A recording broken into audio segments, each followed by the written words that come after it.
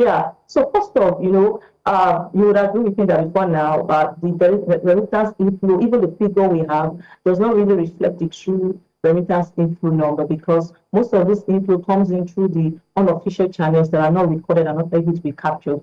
Now, with this non-resident BVN, there is possibility that inflows of remittances through the official channel increases. And that is really good because first off, it's going to help the stability of Naira as we have more inflow in that sense, capital inflow. Secondly, it also helps with our foreign reserves position. It's good in that sense. Also, more broadly, it helps in data. We can accurately capture the volume of remittances that are coming in. And also the remittances that are coming in that cannot be channeled to other development projects and the likes that we can, and also for the diaspora that are investing in that sense, using their money, they can also deepen their trading activities within the capital market and the like. So it's really a good opportunity for more remittance inflow and also strengthening the volume of remittance inflow for the Nigerian banking system. Right, so much more to look forward to. We know that before now, those involved in diaspora banking had to, it was mandatory that there was a physical presence. So what has changed now? What are some of the financial and logistical benefits? A lot has changed because these initiatives opens up a lot of opportunities. First, from the financial side, that would mean that as a diaspora, you can have access to Nigerian capital markets, you can invest, and also you can have access to some other financial products that probably banks will start coming up to actually take advantage of this opportunity. That will also include having access to the likes of housing opportunity, mortgages, and the likes. Also, another beautiful thing, which I found very interesting, is the likes of SEC and PENCOM also taking position to, leverage this opportunity to also see how diaspora can bring in their remittances or their funds into, pension-related investment opportunity and also for long-term development goals for the Nigerian economy. And in terms of logistics, now you don't have to physically travel into the country before you have access to all these services. So that barrier has been taken away. And the fact that banks now have opportunity to increase and widen their products that can service this diaspora that are specific to their product needs. So that also helps banking in expansion, scalability, and even a wider reach. So in that sense, it also helps with the soundness of the banking system. So we see a lot of good news in that and the potential positive benefits both in the financial and logistics funds. That must be such a relief for those in diaspora. But coming down to, we know that a good amount of remittance did go to the capital market, does flow into the capital market. So how do you see this initiative perhaps reshaping diaspora investment in Nigeria's stock market, in real estate as well, in pension funds? Give us a picture of it.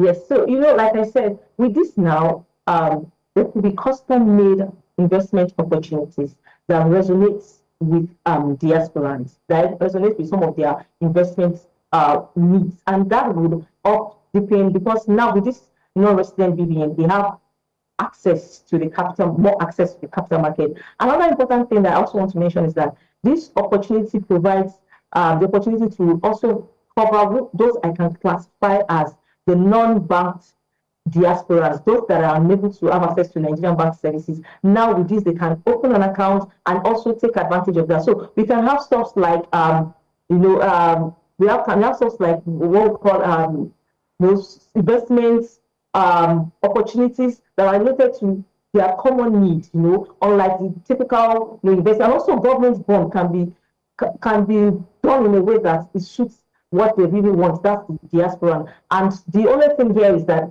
they need to buy in the trust of the diaspora for them to see this deepening involvement of their inflow in the capital market. Yes, trust is definitely key there for those in diaspora. But we know that the CBN has launched this, right? But they can't pull this off alone. Nigerian banks will have some involvement. So what's the role of Nigerian banks? What role do they have to play in terms of developing tailored financial products for diaspora customers? It's really interesting because this if you look at it, it's both sides. As much as it will benefit the diasporans now because of the potential gains they might have to like benefit from this initiative and the ease they get to benefit. Also, the banking system it's also beneficial to them. And I will list out a couple of things where I feel might be really useful. First off, I think it's important for banks to do what we call customer profiling. It's very important. They need to know first of this diaspora, where do they reside, where's their country of residence. Secondly, they need to understand what their income and probably employment status is.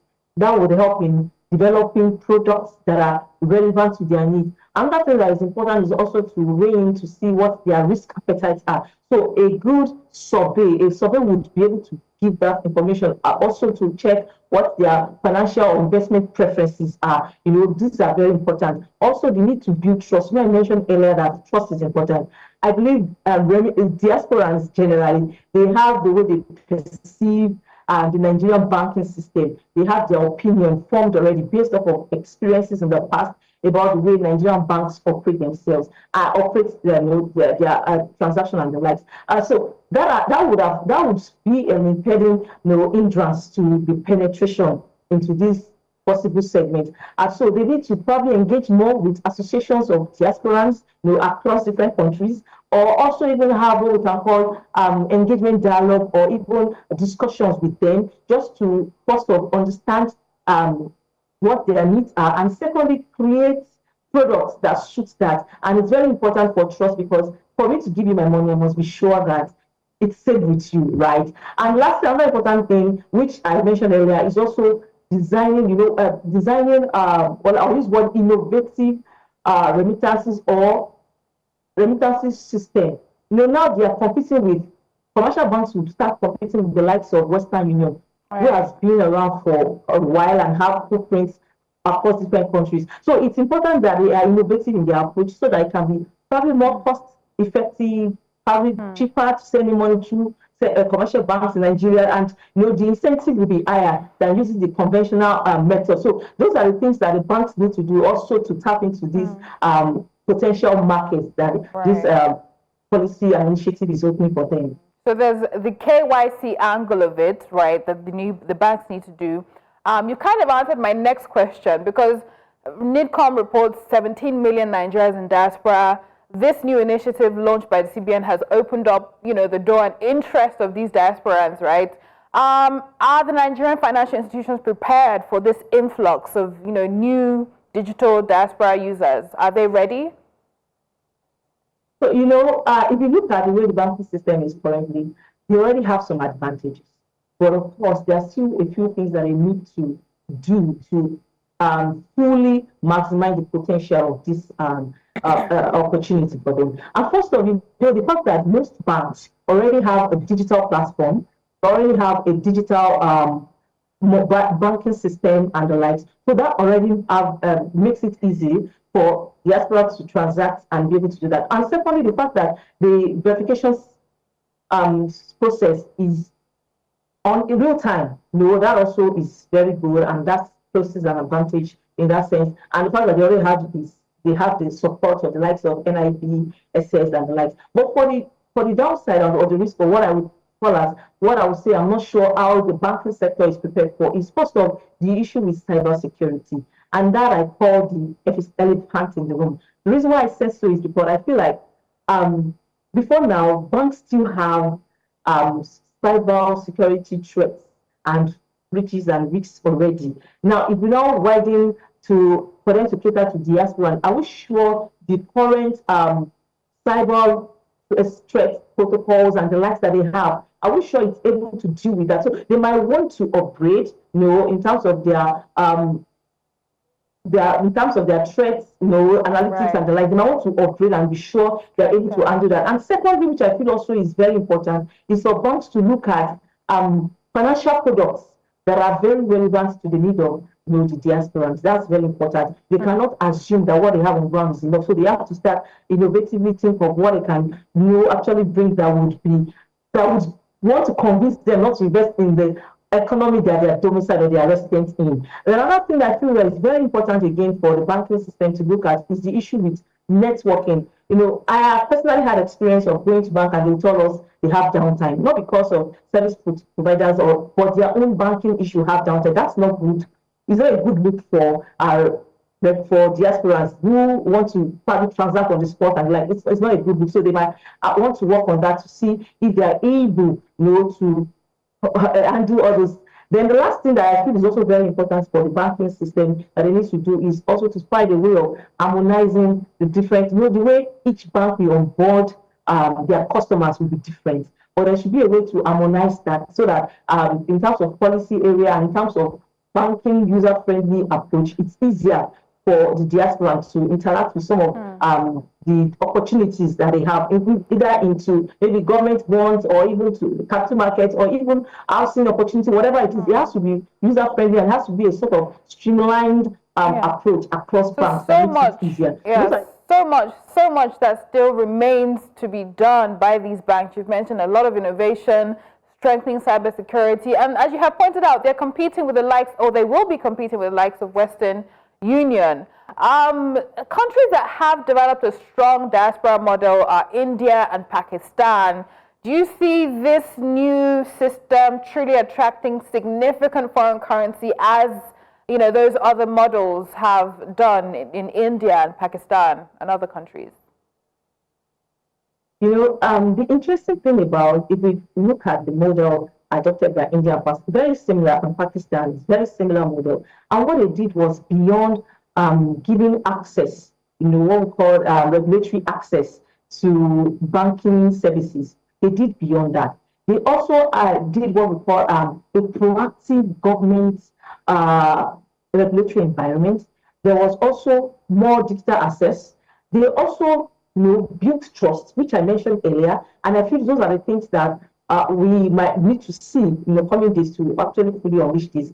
And for the Nigerian system, for the Nigerian system, for us to actually maximize this, we need to see all this in place. And that's why we saw with the example of India and Pakistan that you mentioned, the remittance inflow increased by over 100%. For India, by 2022, they increased to about $110 billion inflow. And also for Pakistan, they crossed the $30 billion inflow mark also for their country. So it's something that is doable, but we need to look beyond the regulatory access that the CBN has given now. We need to first define and create products that are suitable to them. We need to build trust. I can't overemphasize that. That is one of the things. If I want to bring my money in, I must trust you to handle it well. So it's a major thing that I need to do. And like I mentioned earlier, cybersecurity, that's also reoccurring. Those are the things that we can learn from India and Pakistan. We were able to create products that are centric to them, that were very important to them, and we're able to leverage policies around to make it easier. And of course, with the support of Central Bank and NRBVN, we expect to see more of this happening going forward. All right, we'll keep our eyes out for that. Thank you very much, Dr. Olanubi, Executive Director, Kingsgate Advisors Institute. It's a pleasure getting your thoughts on this new development. Thank you for having me this morning. Thank you very much.